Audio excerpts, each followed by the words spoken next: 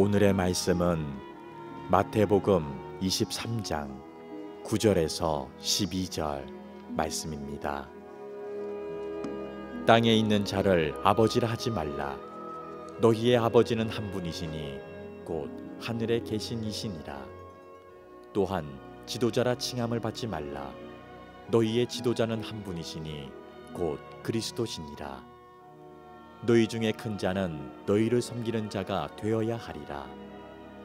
누구든지 자기를 높이는 자는 낮아지고 누구든지 자기를 낮추는 자는 높아지리라. 아멘.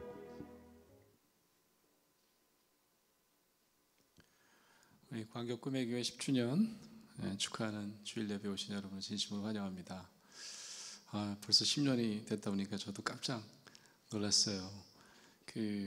광교 꿈의 교회가 아니면 제가 우리 꿈의 교회 식구가 되지 못했을 것 같아서 저랑도 큰 인연이 있는 그런 일인 것 같아요.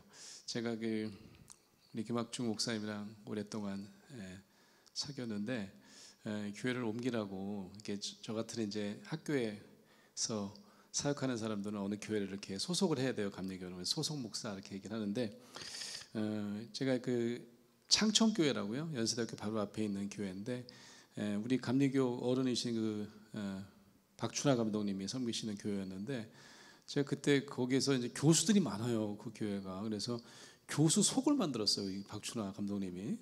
제가 속장이었어요. 근데 이제 김학중 감독님이 우리 교회로 옮기라. 그런데 그럴 수가 있어요. 속장인데.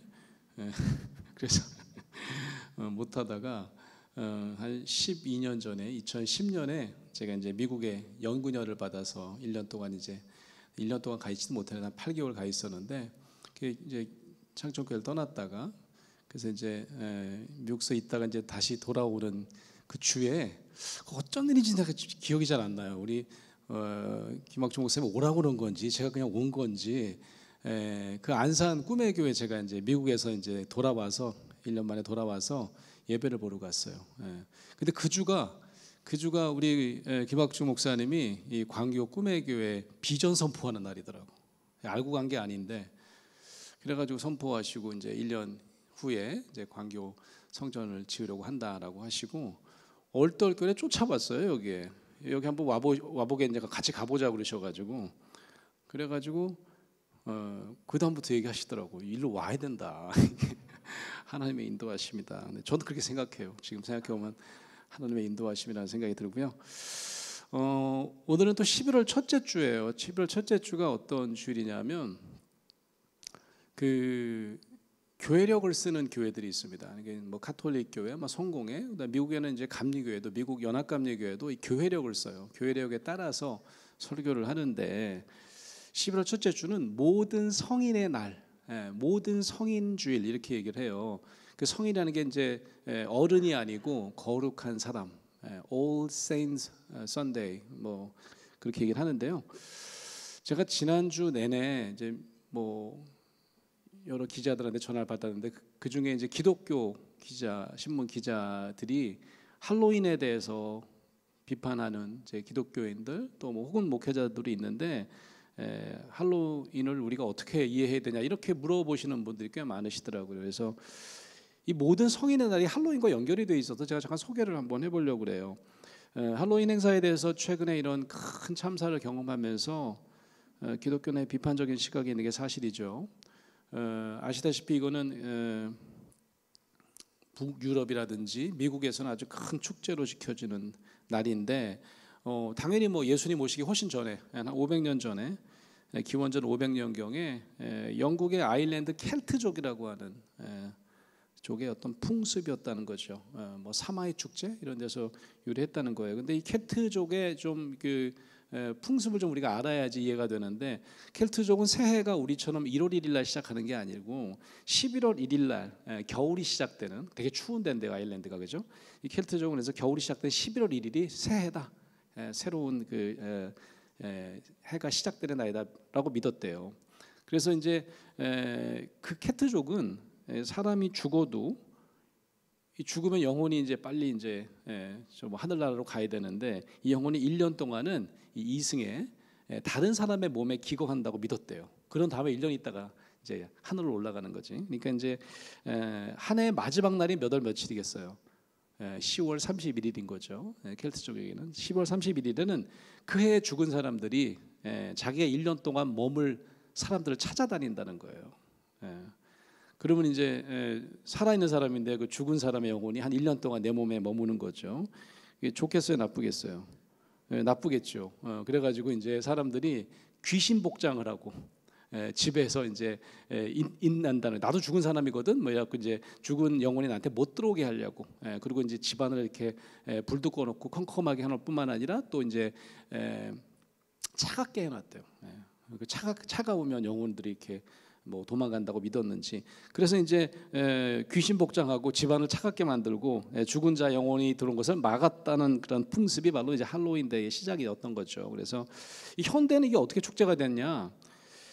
저도 이제 미국서 한 11년 정도 살면서 미국인 교회에서 잠깐 목회한 적도 있는데, 그 전에 제가 뭐 할로윈에 대해서 별로 관심도 없었는데, 제가 이제 하우스에서 사니까, 그러니까 이제 이 할로윈 대회 준비를 해야 되겠더라고. 교인들도 목사님, 마을 애들이 다 제일 먼저 목사님 집부터 찾아갈 테니까 준비를 하시라, 뭐 이런 거죠. 뭘 준비를 하냐? 그랬더니 이제 이 할로윈 데이가 되면 이제 다들 이제 뭐, 근데 귀신 복장한 사람이 별로 없더라고요. 시골에는 보면 이제 주로 이제 뭐 마녀, 해적, 그다음에 만화 캐릭터 이런 복장을 한 애들이 이제 집집마다 찾아다닙니다. 근데 이제 뭐라고 문을 딱 열면 뭐라고 그러냐면 trick or treat 이런 말을 해요. trick or treat, 이게 무슨 말인가 했더니 트릭이 뭐냐면 속이다는 뜻이거든요. 그러니까 너 귀신인 척하고 내가 들어가는 거 속일 거야? 아니면 treat은 뭐냐면 대접한다는 뜻입니다. 아니면 사탕이라든지 초콜릿이나 사탕 주면서 대접할 거야? 이렇게 물어보는 거죠. 그러면 이제 뭐예요? 대접할게요 라고 하고 사탕을 주는 거죠. 이게 이제 할로윈 풍습이었던 거죠. 그 할로윈의 상징을 보면 이렇게 호박등 혹시 아세요? 호박등에다가 이제 뭐 이렇게, 근데 호박등을 좀 도깨비 모양으로 이제 파가지고 이렇게 하잖아요. 이게 잭 오랜턴이라고 하는 그런 호박등인데, 이게 되게 상징이죠. 할로윈 상징인데, 이게 어떤 의미냐면 워낙 거다 이제 다 걷어내고 촛불을 켜가지고 그걸 밖에 놓으면 우리 할로윈 준비되어 있는 집이야, 사탕이 있어, 뭐 그런 뜻이더라고요. 그래서 근데 이제 제가 아내랑 같이 사탕을 엄청나게 준비해갖고 이제 트리크와 트윗하면 이제 트윗하려고 했는데, 너무 많이 오면 사탕이 다 떨어지잖아. 그럼 어떻게 해야 돼요? 그러면 이제 빨리 호박에 등에 불 끄고, 그리고 불 끄고 자는 척 해야 돼. 안 그러면 애들이 자꾸 이제 문을 두드리니까. 그러니까 이제 아이들도 이제 호박 등에 있는 집만 찾아다니고, 또 어떤 집은 나 이런 거 안 할 거야, 난 사탕 살 돈 없었어, 뭐 그러면 이제 호박 등이 없으면 그 집에 안 들어가는, 뭐 이런 어떤 풍습이었던 거죠. 이게 우상 숭배입니까? 미국의 경우에는 제가 볼 때는 어린 아이들의 행사였어요. 지금은 젊은이들의 행사가 돼버려 가지고 막 바깥으로 나와서 막 행진하고 막 이러시는데, 그야말로 이제 하루를 즐기는 그런 재미 같은 행사인데, 귀신 숭배냐? 이게 기독교인들이 이 행사가 어떻게 연결되지 잘 몰라서 하시는 말씀이에요. 이 이교도의 명절이기만 할까? 꼭 그렇지만은 않습니다. 로마가 켈트족을 정복을 해요. 로마가. 그런 다음에 기독교가 들어오면서 한 교황이, 그러니까 보니라체 4세라고 하는 교황이 11월 1일을, 그러니까 켈트족이 이제 새로운 세대가 시작되는 11월 1일을 모든 성인의 날로 정합니다.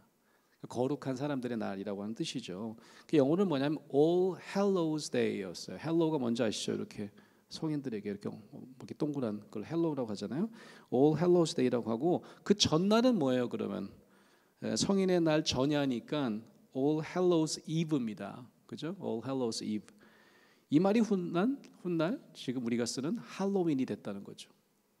이 할로윈한 단어 자체는 켈트족과 상관없어요. 켈트족의 풍습에 이어서 사실 기독교인이 이제 모든 성인의 날로 지켰던, 영국 청교도들이 그래서 이제 미국으로 이주하잖아요. 그러면서 이제 미국에서도 이 할로윈, All Hallows Eve를 축제처럼 지켰는데, 재밌게 하려고 그 켈트족의 풍습을 본따서 트리크와 트릿 그런 어떤 행사를 만들어냈던 거죠. 지금은 뭐 미국서도 국민적 축제가 된 거죠.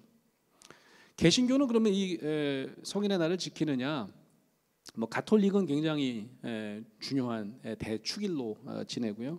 교회력에서도 개신교도 이 11월 첫 주를 모든 성인의 주일로 지키고 있습니다. 이 개신교에서는 이제 어떻게 그러면 하느냐, 신앙의 조상들을 기리는 추모주일이라고 생각하시면 될 것 같아요. 신앙의 모범이 됐던 우리 교회를 지켜왔던 많은 어른들을 기억하고 우리도 그분들 따라서 신앙의 뒤를 잇는 자손이나 후대 신앙을 내가 잘 이어가겠습니다라고 다짐하는 그 주일, 그게 바로 11월 첫 번째 주일, 모든 성인의 주일, 또 할로윈과도 연결되어 있는 그런 주일이다라고 하는 거죠.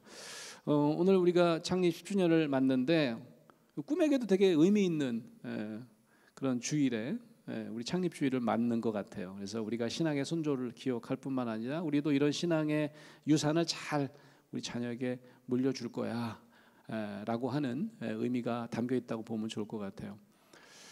제가 지난주에도 어느 인터넷 방송에서 잠깐 그런 얘기를 한 적이 있는데요. 그 물어보시더라고요. 요즘 젊은 친구들이 교회를 가지 않고 갈 때라고는 이태원밖에 없다, 뭐 그런 질문을 하시더라고요. 실제로 그런 것 같아요. 젊은 친구들이 교회에 오는 게 쉽지 않습니다.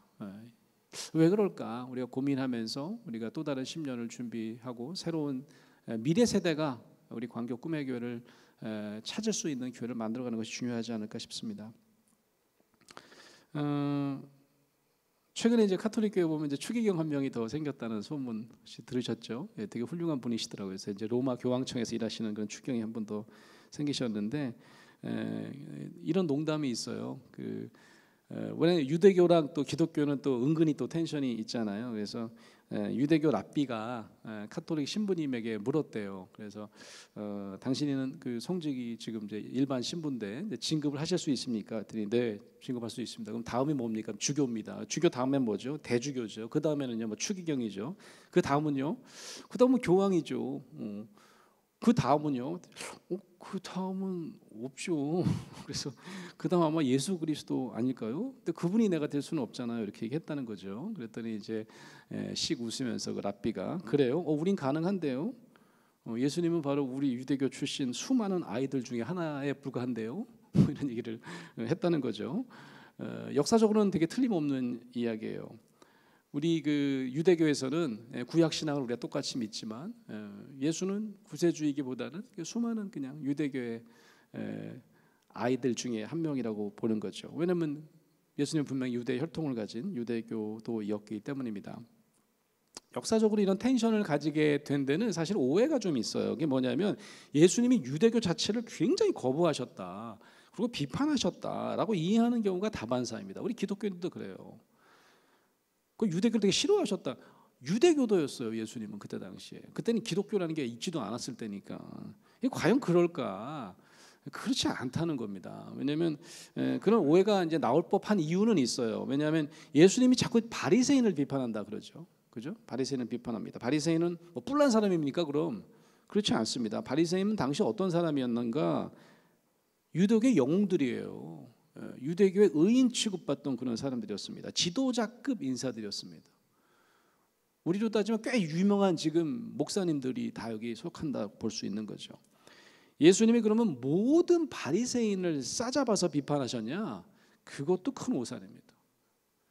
바리새인이 굉장히 많은데 유대교의 지도자 중에서 매우 소수를 향해서 하신 비판이라는 걸 우리가 기억해야 됩니다.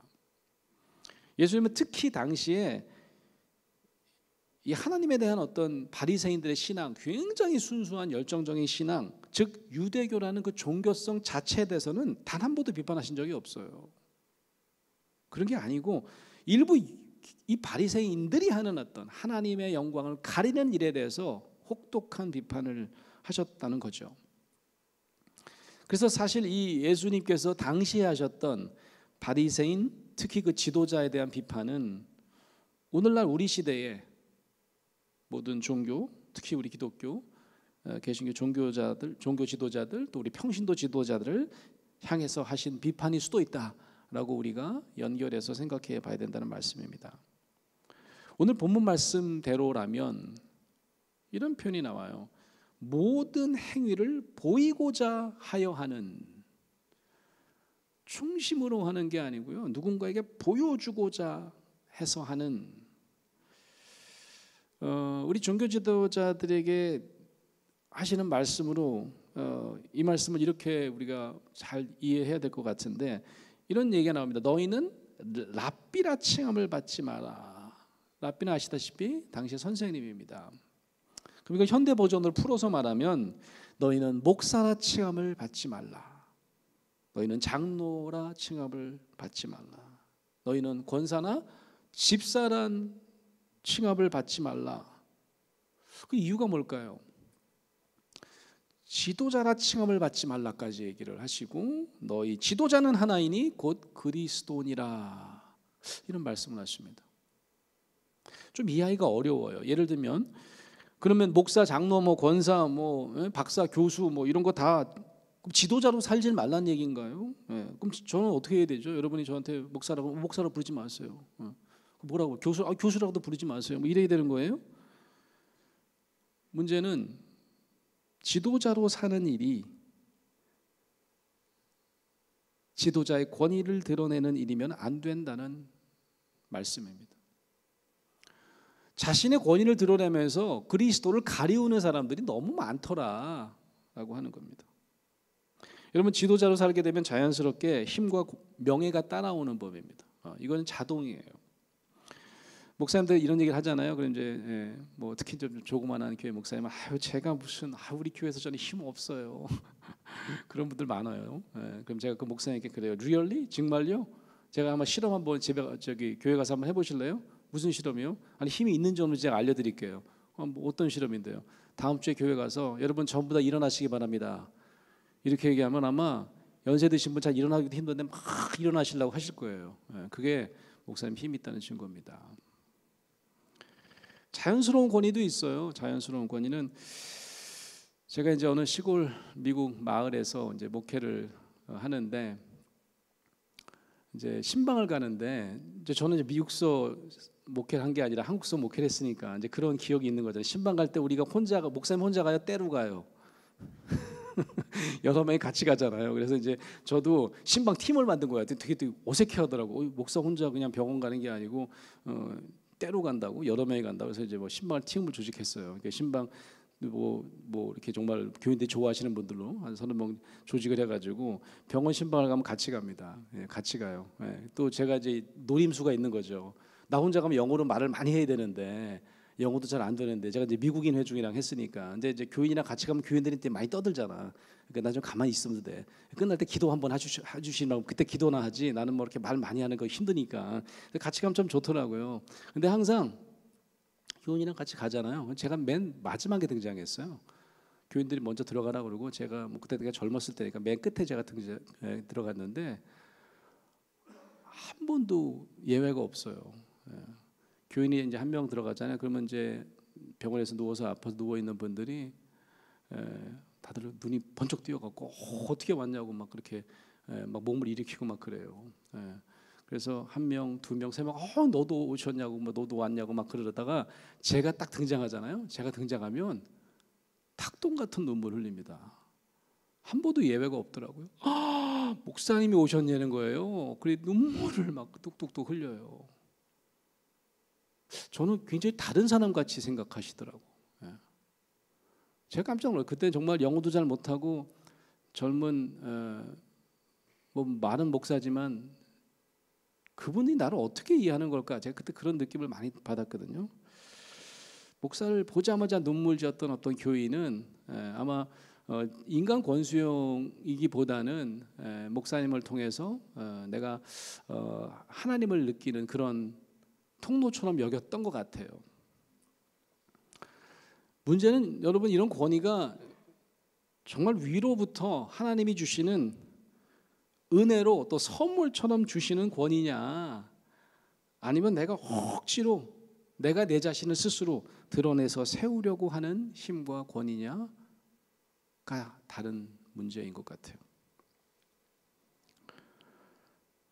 우리 인간이 그 특성이 그런 것 같습니다. 우리가 어느 정도 이제 힘을 가지고 어느 정도 지위에 올라가면 달라지기 시작해요. 어느 최고의 과학자가 인간 복제 기술을 개발을 했대요. 그래서 최고의 명예가 뭘까요? 뭐 노벨 의학상 아닐까요? 노벨 의학상을 받았다는 거죠. 그 죽음을 앞두고 자기랑 똑같이 생긴 이제 인간 복제 기술이 있으니까 복제 인간을 12개나 만들었대요. 자기랑 똑같은 인간을. 그러니까 자기까지 합해서 몇 명? 13명인 거죠. 네.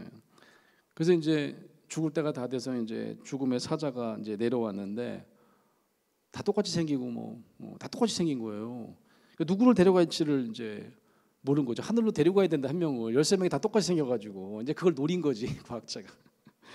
그래서 이제 하늘에서 정말 이 인간 판별 전문가 천사가 한 명 있어가지고 야 네가 내려가서 골라서 진짜를 좀 데리고 와야 되겠다 내려보냈다는 거 아니에요. 그랬더니 이제 그 인간 판별에 아주 전문인 천사가 내려와가지고 와 박사님 정말 대단하십니다. 도저히 진짜를 판독할 수 없어갖고 몇 명이 내려왔는데 결국은 이제 못 모시고 갔다고 진짜 완벽하게 복제를 하셨습니다. 근데 아쉽게도 한 가지 좀 이렇게 실수를 하셨네요. 이 작은 실수 때문에 그 허점 때문에 저는 진짜를 알아볼 수밖에 없을 것 같습니다. 이렇게 얘기를 했다는 거죠. 13명 앞에서. 그랬더니 13명의 과학자 중에 한 명이 벌떡 일어나더니 뭐라고요? 응?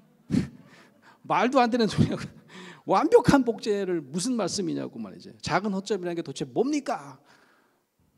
그러자 그 천사가 바로 당신입니다. 당신의 명예심. 그리고 나서 이제 불끈하던 그 사람만 이제 하늘나라로 데려갔다는 지어낸 이야기예요. 아마도 우리 주위에 우리 대한민국에 소위 어떤 직업군이라도 마찬가지일 것 같아요. 소위 지도자라고 하는 사람, 리더라고 하는 사람에게는 이런 명예심이 생기기 마련입니다. 나는 특별해.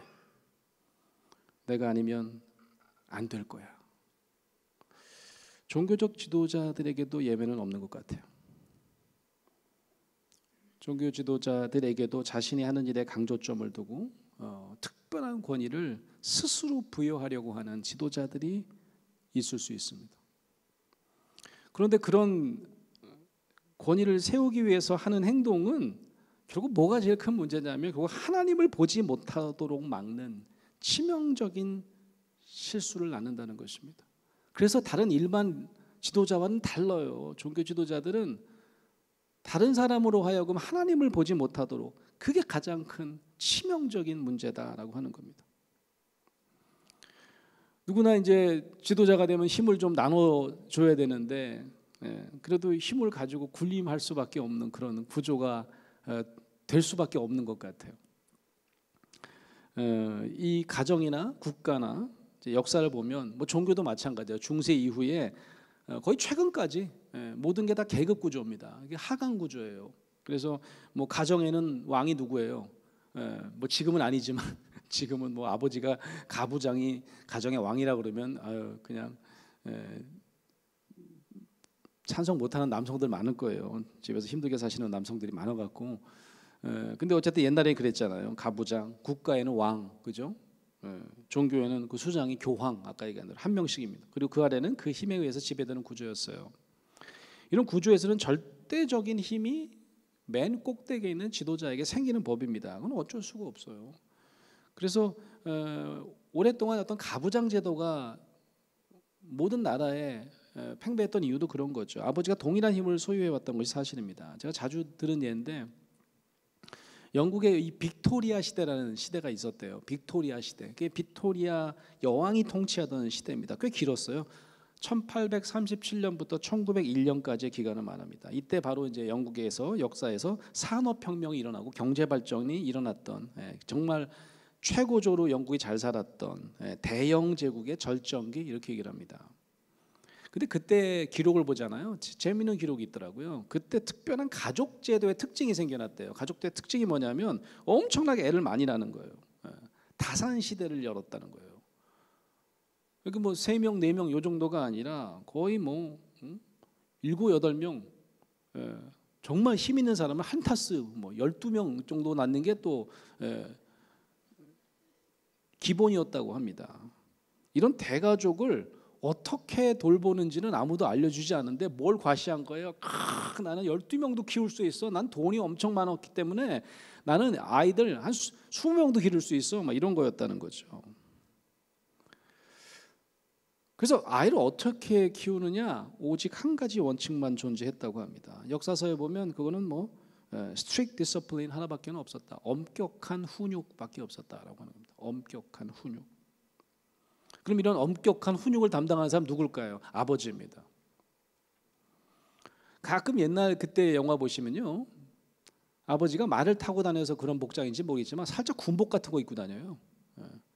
항상 매를 갖고 다닙니다. 아버지가. 그 당시 영국의 아버지는 또 엄청난 종교적인 성공의 신자겠죠, 그죠? 종교로 무장한 사람이에요. 때때로는 매를 때리면서 이거는 하나님의 매다 이렇게 얘기했다는 거죠. 하나님의 분노를 내가 대신 너에게 표출하는 거야 이러면서 아이를 때렸다는 거예요. 하나님이 자녀들을 엄격하게 훈육하도록 명하셨다고 하는 또 구절을 찾아보면 또 찾을 수 있잖아요, 그죠?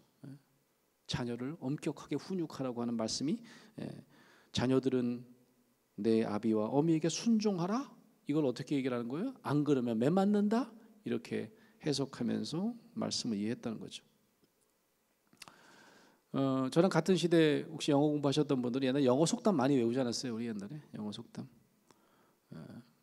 Spare the road, spoil the child라는 영어 속담이 있어요. 매를 아끼면 애를 버린다 이런 뜻입니다. 그래서 spare the road, 로드가 매잖아요. 막대기입니다. 막대기를 아끼면 spoil the child, 아이를 망친다 그런 뜻입니다.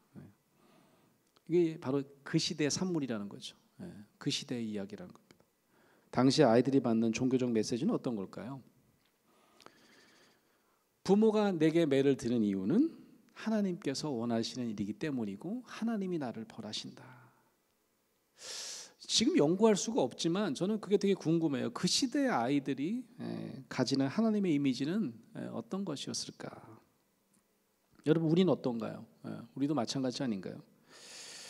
가부장 제도로 치면 뭐 둘째가 나면 서러운 게 우리나라 아닙니까? 유교의 영향이기도 하고, 그죠? 아버지의 권위는 절대적이고, 뭐 예전에, 지금은 안 그렇다고 하지만 옛날에 뭐 상속뿐만 아니라 겸상도 금지할 정도로 뭐 그런 정도였죠.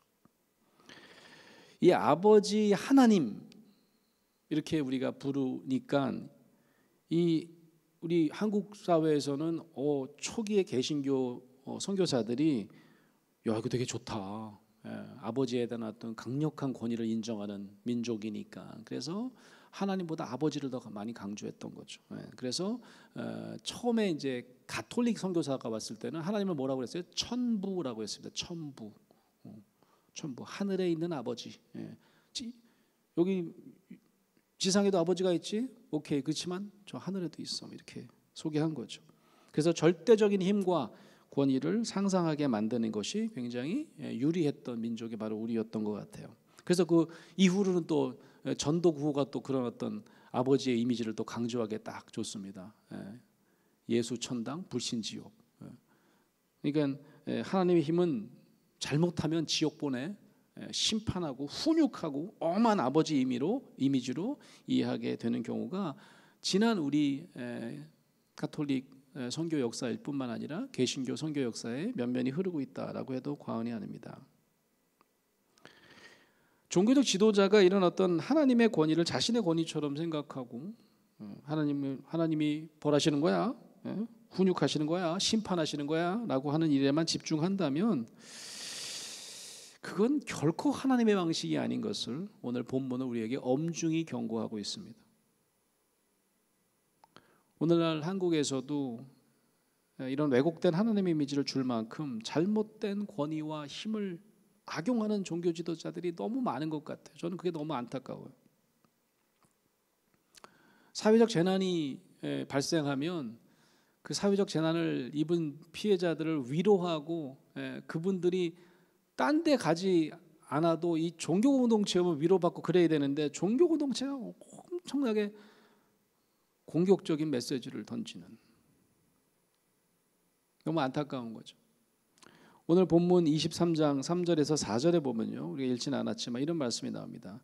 저희는 말만 하고 행치 아니하며 또 무거운 짐을 묻고 사람의 어깨에 지우되 자기는 이것을 한 손가락으로도 움직이려 아니하며 저희 모든 행위를 사람에게 보이고자 하여 하나니 곧 그 차는 경문을 넓게 하며 옷수를 크게 하고 잔치의 상석과 회당의 성자와 시장에서 문안 받는 것과 사람에게 랍비라 칭함을 받는 것을 좋아하느니라. 사랑하는 성도 여러분, 이 말씀이 단순히 예수님 시대 바리새인과 서기관에게만 하시는 말씀으로 여겨지십니까? 저는 안 그래요. 저는 바로 우리 시대의 모든 지도자들, 특히 가정과 교회와 그리고 국가 지도자 모두에게 주시는 말씀으로 여겨집니다. 제가 한 10년도 더 된 것 같아요. 예전에 어느 방송국에서 이런 방송국이 그 프로가 있었어요. 긴급 출동 SOS인가 뭐 이런 게 있었습니다. 그래서 뭐 어려움을 당하고 있는 사람이 이제 제보를 하면 이 방송국에서 솔루션 팀을 만들어 가지고 그 사람을 도와주는 뭐 그런 거였어요. 제가 가끔 그 프로에 출연한 적이 있는데 주로 이제 종교 관련된 일이 있으면 저한테 연락이 왔겠죠. 그래서 이제 이런 거였어요. 어떤 아버지가 자기 아들이 너무너무 고통받는다 목사님한테. 근데 우리 애엄마는 아내는 이 아이를 자꾸 그 목사님한테 보낸다는 거예요. 그 목사님한테 가면 신앙 훈련하는데 뭐 예를 들면 주기도문 뭐 100번 써라 뭐 1000번 써라 뭐 안 쓰면 매를 때리고 밥은 안 준다는 거죠. 그 저는 무시무시한 남자 목사님인 줄 알았어요. 근데 놀랍게도 여자 목사님이더라고요.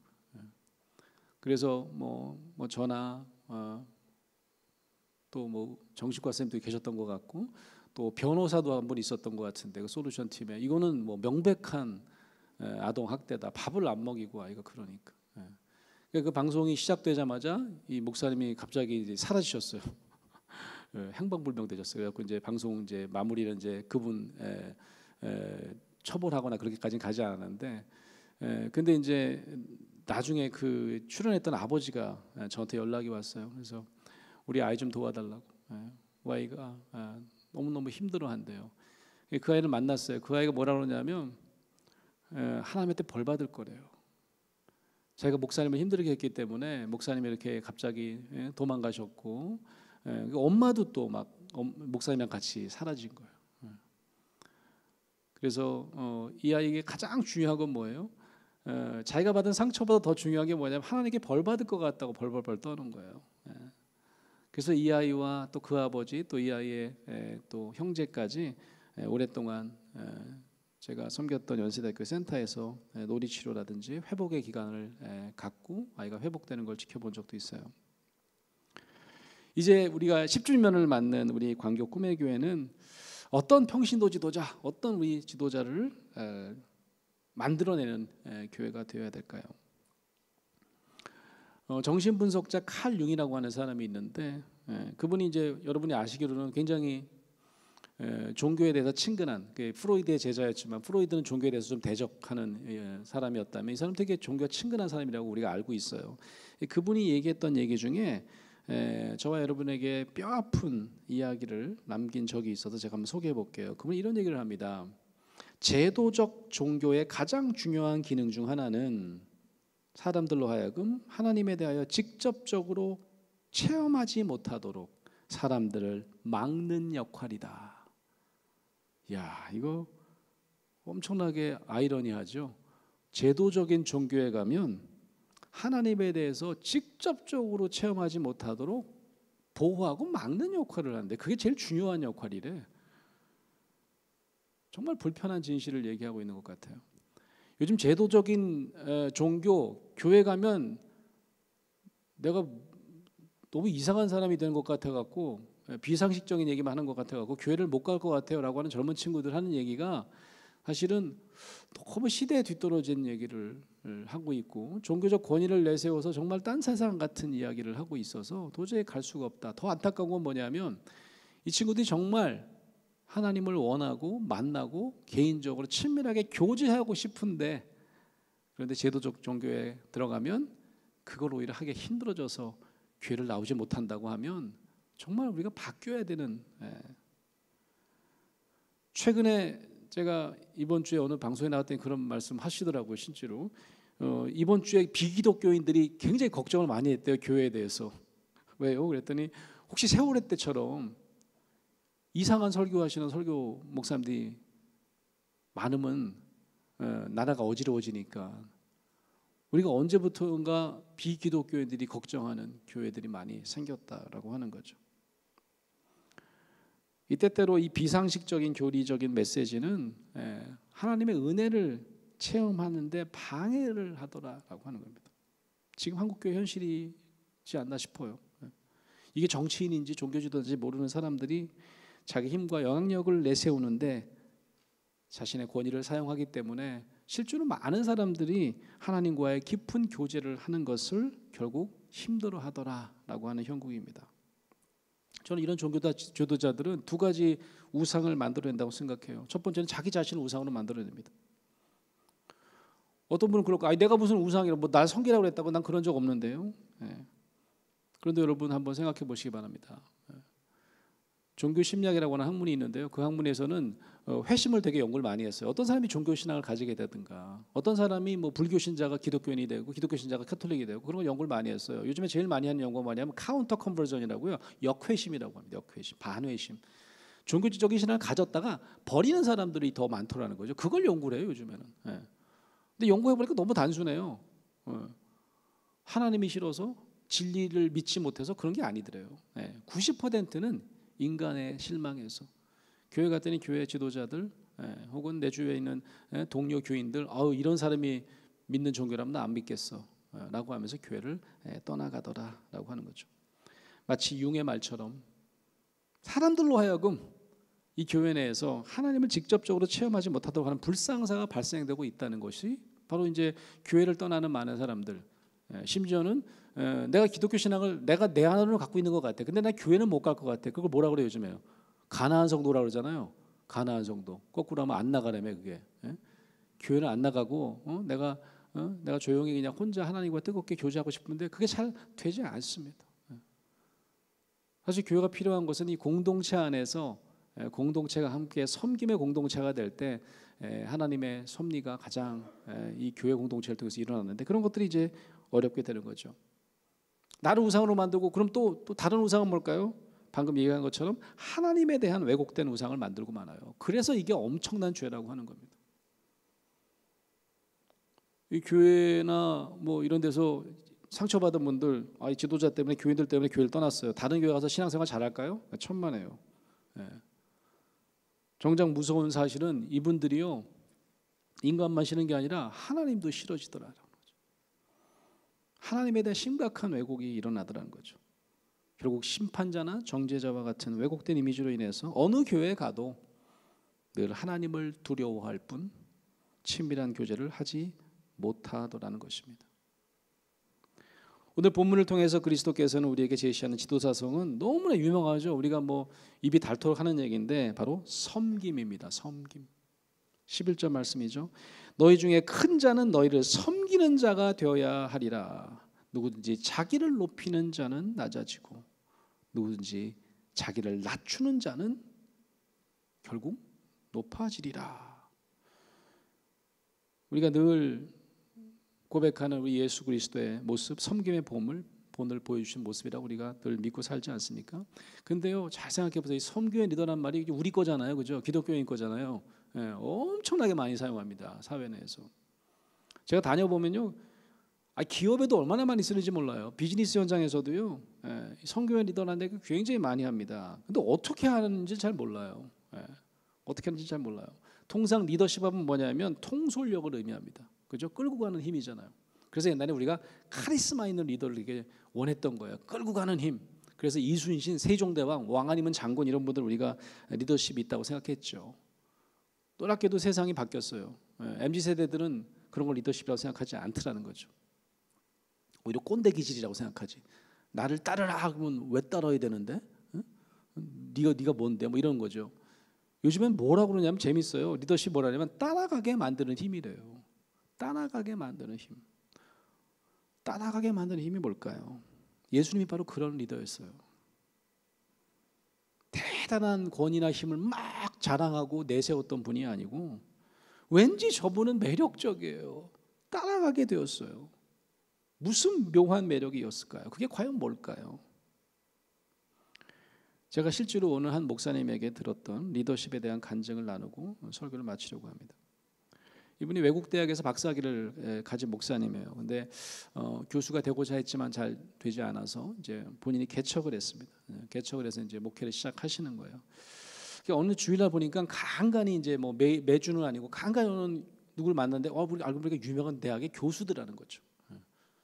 그래서 이제 이분이 근데 이게 매일 오시는 게 아니라 등록도 안 하시고 2, 3주에 한 번씩 띄엄띄엄 오시는 거예요. 그러니까 이제 이분이 어떻게 생각했을까? 이분이 나같이 이제 이 외국서 학위한 목사를 찾아서 왔는데 내 목사의 설교가 좀 내가 아직도 좀 이렇게 본인 수준에 안 맞나 보다라고 해서 그래도 내가 이래봬도 뭐 박사학위 소지자고 외국서 공부한 사람이니까 그죠? 그래서 이제 설교를 굉장히 아카데믹하게 만들기 시작했대요. 그래서 막 학문적인 얘기도 막 넣으시고 아니나 다를까 한 달 정도가 지나니까 드디어 이제 등록을 하시더라는 거죠. 그래서 속으로 쾌재를 부르셨대요. 역시 내 설교가 그래도 뭐 PhD 있는 사람의 설교니까 이제 수준이 맞아서 이제 등록하셨나 보다. 그러다가 이제 몇 주가 지나서 이제 새신자들 이렇게 모임 같은 데서 이제 식사를 이제 마주 앉아서 하게 됐대요. 그래서 이제 물어봤대요. 교수님, 유명한 대학 교수님이신데 제 설교 중에서 어떤 요소가 우리 목사님 내가 여기 다녀야 되겠다 이렇게 우리 교수님 교회로 이끌게 되는지 혹시 여쭤봐도 될까요? 이렇게 물어봤대요. 근데 교수님이 이제 굉장히 이렇게 말을 할까 말까 하다가 솔직히 말씀드려도 되나요? 이렇게 얘기를 하더래요. 그래서 그러시라고 그랬더니 사실은요 저는 목사님 설교가 너무 어려워서 이해를 잘 못하겠어요. 근데 어떻게 뭐 몇 주 전에 등록하시지 않았냐 그랬더니 그게 있잖아요. 내가 항상 앉으면 맨 뒤에 내 뒤에 앉아서 쫓아와서 앉는 할머니가 계시더래요. 그 할머니가 저를 얼마나 편하게 해주셨는지요. 끝나면 저를 모르는 사람들에게 손을 꼭 잡고 몇 주 동안 못 봐서 너무 보고 싶었다고 그러면서 자기를 쳐다보시더라. 그 힘에 이끌려서 결국 등록하게 되었습니다라고 얘기했다는 거죠. 그 얘기를 하면서도 그 목사님이 지금 얘기하는데도 자기가 낯이 뜨겁대요. 나한테 얘기를 해주시면서도 내가 그때 진짜 철퇴를 맞은 것 같았습니다. 머리로 리더십이 생기는 줄 알았는데 그게 아니더군요. 교수님, 새로운 진실을 내가 깨닫게 되는데 리더십은 가슴에서부터 시작되는 것을 그때 알았습니다 라고 하시는 걸 제가 들은 적이 있어요. 사랑하는 광교 꿈의 교회 성도 여러분, 누군가를 섬기는 일이 뭐 대단한 일이 아닌 것 같아요. 막 발을 씻기고 막 이런 엄청난 우리가 겸손의 행동을 하는 것만은 아닌 것 같아요. 누군가를 섬기는 일이라는 것은 그에게 우리가 한 가족임을 느끼게 하고 그를 다시금 하나님께로 하나로 묶어주는 가장 중요한 힘인 줄로 믿습니다. 여러분 보세요. 예수님을 만나서 매력을 느꼈던 사람도 똑같은 경험을 했습니다. 아니 나 같은 과부, 나 같은 어린아이를 막 중심으로 오라 그러고 안아주시고 세워주시고 나같이 다 싫어하는 세리를 친구처럼 손잡아서 내려와라 그러시고 우리 집까지 찾아오시고 이런 체험이 그를 따르게 했던 예수님을 매력적으로 느끼게 했던 힘이라는 것을 기억하시기 바랍니다. 이제 새로운 10년을 시작하는 저와 여러분 우리 광교 꿈의 교회는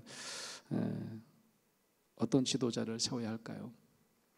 먼저 저와 여러분에게 주어진 힘을 한번 돌아보시기 바랍니다. 우리의 직분이 다 있습니다. 우리 역할이 있어요. 역할이 자연스럽게 힘을 줍니다. 사람들이 우리를 그런 힘을 가진 사람으로 봐요. 그렇죠? 우리의 통제를 또 받아야 되기 때문이기도 하고요.